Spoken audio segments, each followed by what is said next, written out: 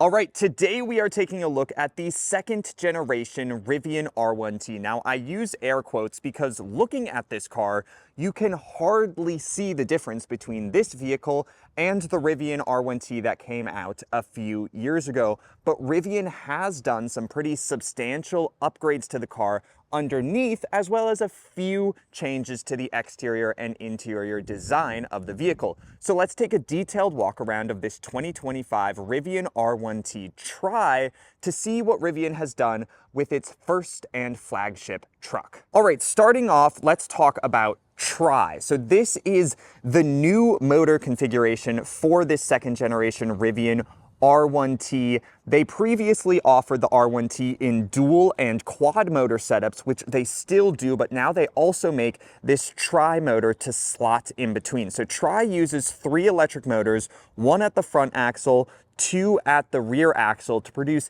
850 horsepower, which is an absolutely astounding horsepower figure. That's the same amount of horsepower that the previous quad motor R1T produced. The quad motor now produces over 1,000 horsepower. That truck is truly bonkers in terms of the power it produces, but Tri is still going to be plenty fast. Rivian says 0 to 60 in 2.9 seconds. That is absolutely crazy. But because you can disconnect the rear motors, this vehicle in the conserve mode will go over 400 miles per charge. 405 miles in the conserve mode. Rivian says about 371 miles in the regular all-purpose mode. So that is pretty impressive. And let's dive into the exterior of this car. It's very familiar for Rivian R1T. Taking a glance at this vehicle, you really wouldn't notice that anything has changed. There are some very subtle updates for this second generation, and it starts with these lower lights down here. These are now the turn signals and hazards. They do a sliding motion across the lower bumper, saving your DRLs from having to change amber when you put on your turn signals. So these will stay white the whole time, never having to turn off when you put your turn signal on, and your turn signal now occurs down here. So Rivian really didn't like that they had to interrupt the DRL pattern of these like ovular lights right up here. So that's why they moved it down lower. Another lighting element that they added are these little lights down here.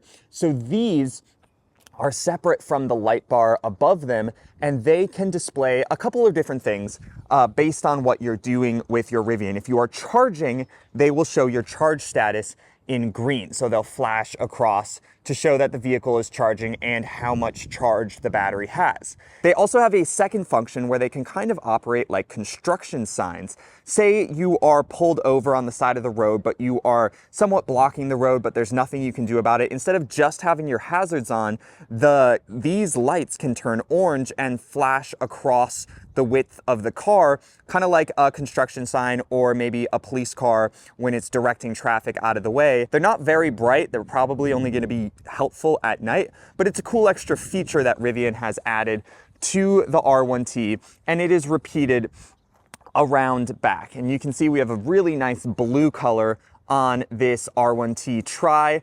And in particular, I want to talk about the coloring, the accent coloring on this R1T Tri. So you can see we have these yellow brake calipers and yellow behind the Rivian badge on the driver's door. So yellow now signifies tri-motor versus on the first generation R1T and R1S, yellow signified quad motor. Rivian switched yellow to Tri because it's basically the same horsepower and performance figures as the old quad. The new quads have a very dark blue accent for the brake calipers and behind the Rivian badges.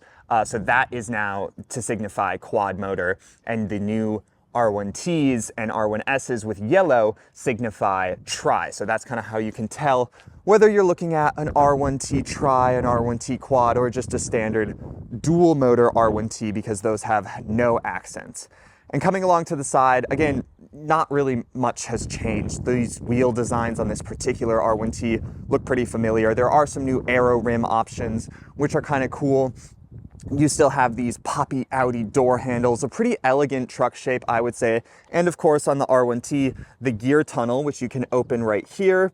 It unlocks, and then you can fold that down, which provides another bit of storage, goes all the way through. You could crawl through it. So actually let me walk around just to show you how this works. Again, open it right here, pull it down, and there you go. You can see all the way through. This is a really awesome storage solution that Rivian has found in the pickup truck category. Like, obviously most pickup trucks actually don't have that much storage because you have your bed, but that's exposed to the elements. And then you have an engine up there on a typical pickup truck, and you have your cab where people go. So there's often not a lot of secure storage, but Rivian gives you this gear tunnel, which is awesome. You can fit like golf clubs in there. You get a power tonneau cover, which I know I'm jumping around a lot here, but I will show you right now. So press this button, power tonneau cover deploys. So this becomes a secure storage,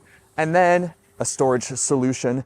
And then also, because it's an EV, there's no engine, you get, let's see, a frunk with even more storage. So that is an awesome thing about electric pickup trucks, is that they do have a bit more storage than your standard pickup truck. And this R1T obviously is no exception. So let's shut that. Automatic opening and closing. Your gear tunnel things are not automatic. You just have to close it yourself, but that's all right. So really the only other visual change you might notice on this second generation Rivian R1T and R1S, these are those repeat like hazard traffic sign lights across the bottom of the light bar around back. But the only other change really are the badges. You can now get darker badges. So you can see Rivian and R1T are in a black font versus a chrome or silver font. That is an option that you can now tick on Rivian R1T and R1S. Gives it a little more of an aggressive look. I am a fan of that. And that is new for the second generation. But other than that, this truck looks exactly like the old one. So what is different? What have they changed? Well, like I said, there is this new tri-motor configuration, but everything underneath the car has been updated. There are new electric motors. All of the wiring and tech underneath the car has almost been completely redesigned. There are new battery configurations. And really, that does lead to a completely new vehicle, hence why Rivian calls it their second generation product. Most of the updates, I think you would notice on the R1S, because they also reworked the suspension on that vehicle, because first gen Rivian R1S had a pretty stiff ride because the wheelbases are different between R1T and R1S. R1T has a longer wheelbase than R1S. And in the first generation product, Rivian didn't change the suspension at all, which was kind of a mistake because when you change the wheelbase, it really changes how the vehicle interacts with roads and with bumps. And it led to a pretty harsh ride on first gen R1S, and I've driven the new R1S, definitely an improved ride. These aren't the plushest vehicles, they're pretty heavy, but it's definitely acceptable on R1T and the new R1S. So that was a big update as well.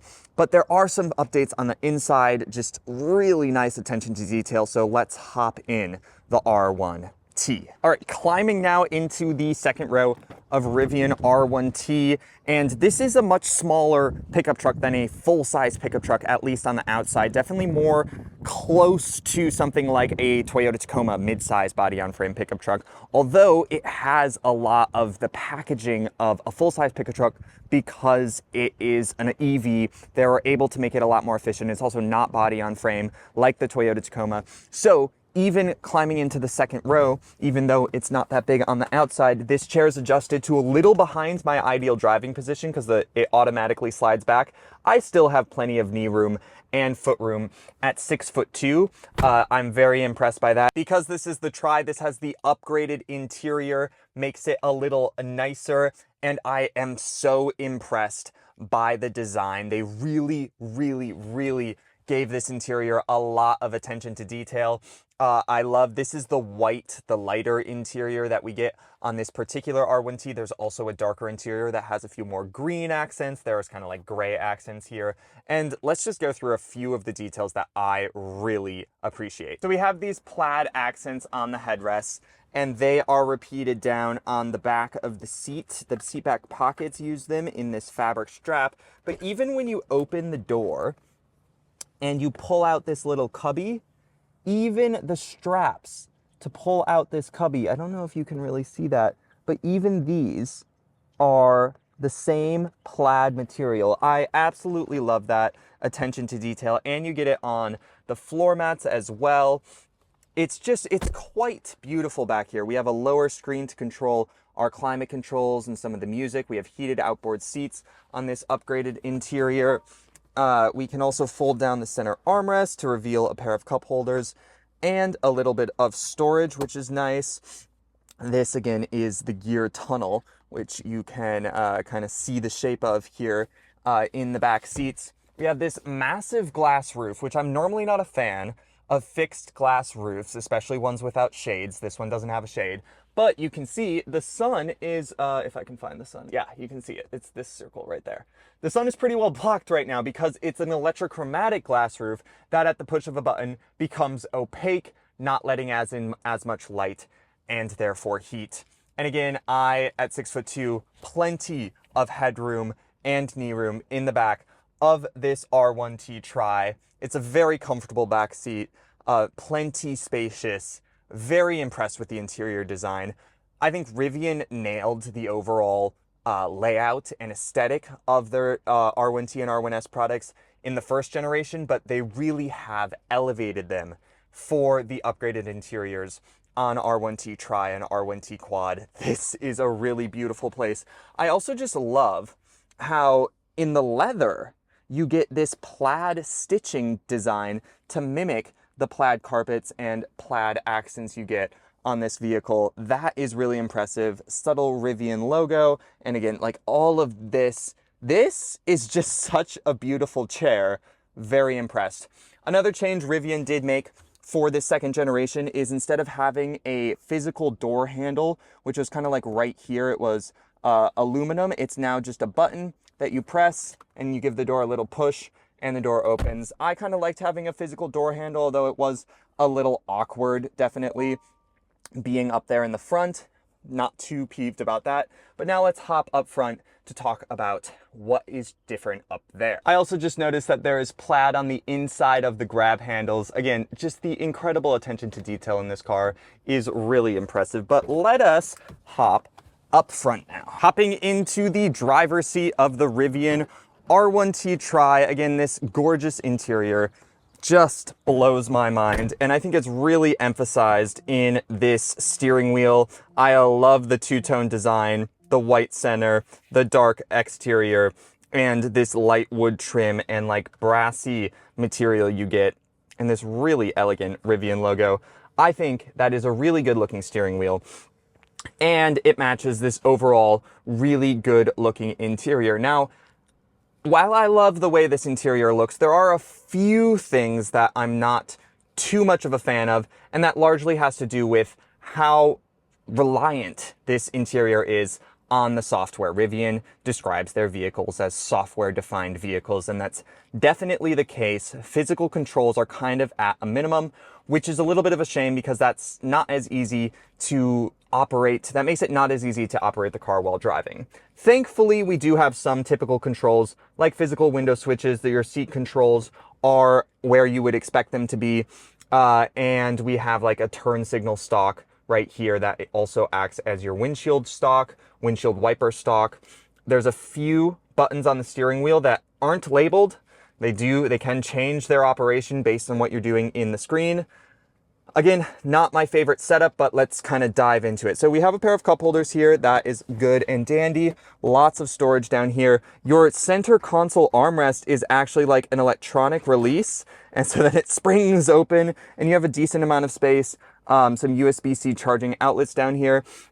Another thing they changed before we get into the infotainment system is there's no more carabiner key fob. That is gone. So you have the app, or if you are not going to be using the app, you have this credit card-like thing. You tap it to the door handle in order to unlock or lock the car, and then you place it right here in order to turn the car on, and you put your foot on the brake, and then the car is ready to drive. All right, let's dive into this software. So we still don't have Apple CarPlay. We still don't have Android Auto, which I think is a mistake. The CEO of Rivian has doubled down on the fact that none of their new products are going to have that either.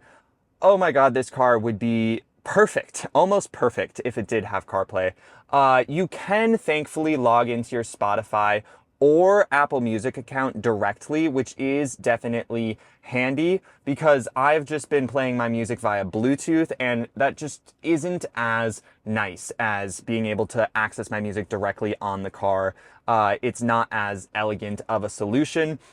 So I am happy to see that you get Apple Music and Spotify on this car. However, the navigation system simply isn't as good as some of the options you can get on your phone, like Waze, like Google Maps, like Apple Maps. There have been times where I knew that there was a faster route and I took that faster route, and suddenly it was 5 minutes faster to get to wherever I was going. So like, it's not the smartest navigation. That's a little bit annoying. But they have done a few updates this year for the second generation R1T. So we have these new graphics powered by Unreal Engine, which are pretty elegant, I have to say. You can see like the windmill is turning in the background. And every time you switch your drive mode, I'm going to go into drive, otherwise it's going to throw a warning. Every time you switch your drive mode, there is a fun transition. So if we go into conserve, we shift into conserve, we go into sport, shift into sport, and the wheels actually turn. Snow mode, we get a bit of snow, and our air suspension is adjusting right now. You can see I can adjust within each drive mode the ride height, and it's telling me now what my different ride heights are. 9.2 inches is our low, and we can go up to high, which pushes us up to 12.1, a little frightened Rivian R1T.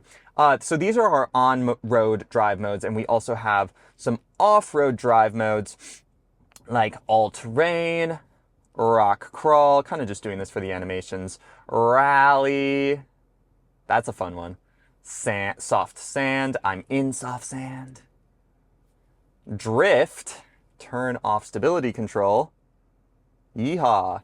And again, we get to see all of these ride height differences, which all of these graphics are really good, very impressive, and I really like the skin that they have used, and the animation style, I think, is really fitting of Rivian. So good job, Rivian, on all of this. And here you can also adjust like your suspension feel.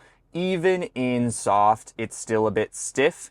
And you can change your regen to low, high, standard. I have kept it on high and found that it isn't quite as much as I was driving the Lucid Air Sapphire. That car has some pretty intense regenerative braking. High regen braking on the R1T isn't quite as high as on the Lucid, but it's still nice to have.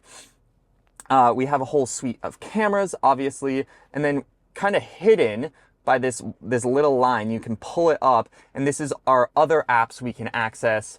You can see the energy consumption, how much range you have. And this figure is based on our all-purpose drive mode. But if we click on this, we can see what our different ranges would be based on our different drive modes. So if we switched into conserve right now, well, that would jump up to 238, or into sport, that would drop to 205, and it gives us our predicted ranges with a full charge. They're a little lower than advertised because we do have the 22-inch sport wheels, the aero rims with the efficient tire. They've also developed a new tire for this second generation.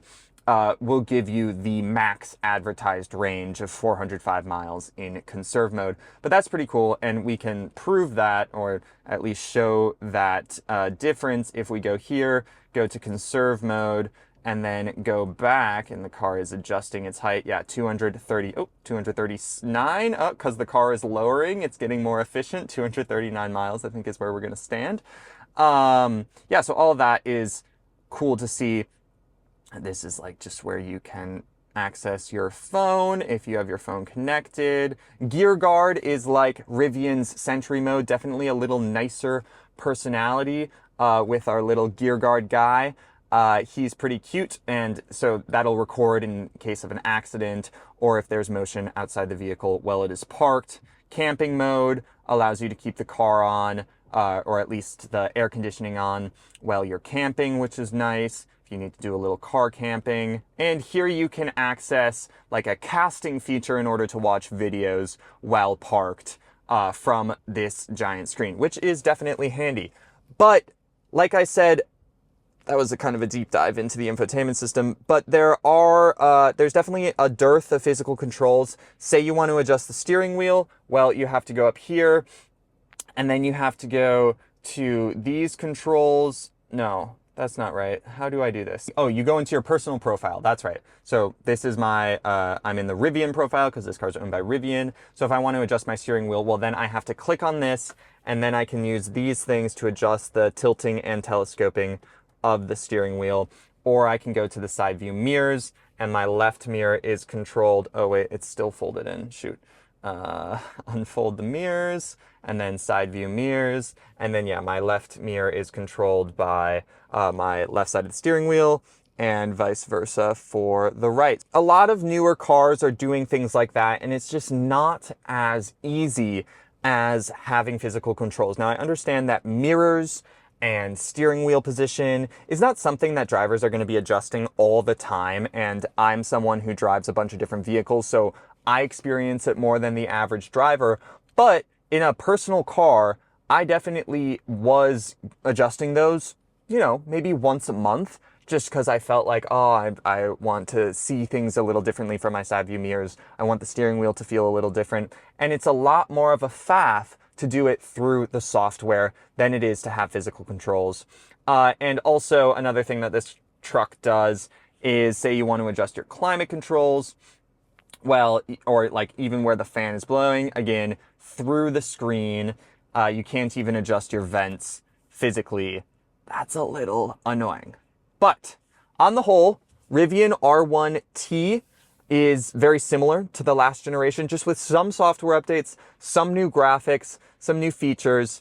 Overall, very impressed. I think it relies a little bit too much on software, but I mean, it's got 850 horsepower and goes almost 400 miles per charge. I think it's pretty impressive. So that was a detailed walk around of the second generation Rivian R1T Tri. Now we have to talk about price. So the second generation Rivian R1T starts in the dual motor standard configuration right at $70,000, which is a pretty decent price. That truck only has about 270 miles of range from the standard battery pack. You can then jump up to the R1T Dual non-standard, so using the large or max battery pack to get a bit more range and a bit more horsepower out of the dual motor configuration of Rivian R1T. Those vehicles start at $77,000.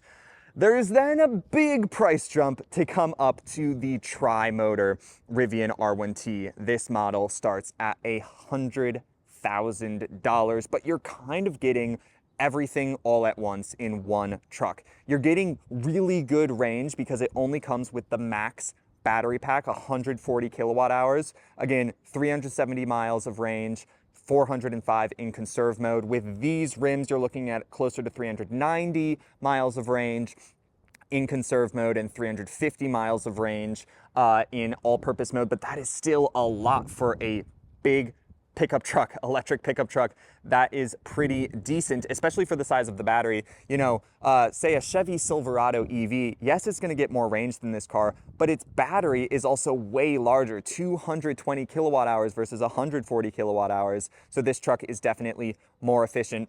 And then on top of this vehicle, there's obviously the quad. We don't have pricing for that truck just yet. And for R1S pricing, those are going to be about $6,000 more expensive for every trim level. So this R1T is no cheap vehicle, but it's also the exact same price of the Tesla Cybertruck Cyberbeast, which is the all-out performance Tesla Cybertruck.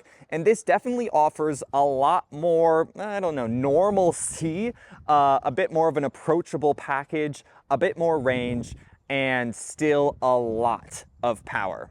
Thanks for watching. Like, comment, share, and subscribe, and I'll catch you guys in my next video.